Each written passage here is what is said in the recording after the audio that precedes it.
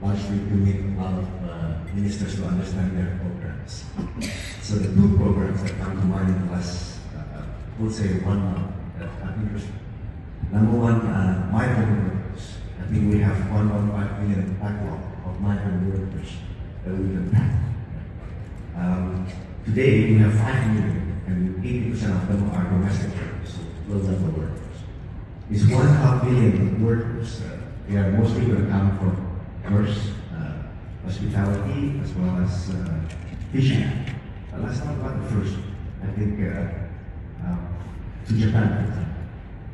They need, the numbers say, at least 200,000. So 200,000 times $2,000 per month. That's a lot of money. Right? That's $400 million. That's $4.8 billion. So I think that's sort of like a hidden gem. I know it's not easy to train nurses.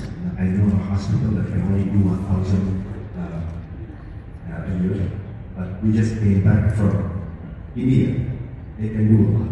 So I think that's kind of like low-end.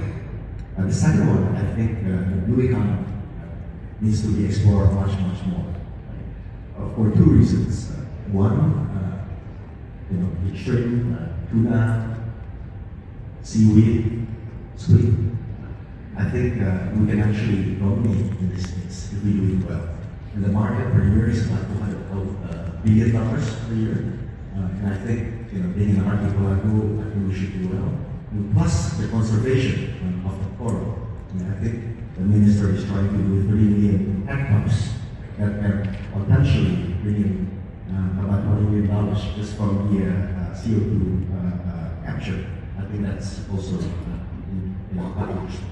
So migrant workers have that, and also the blue economy from the export as well as the economy.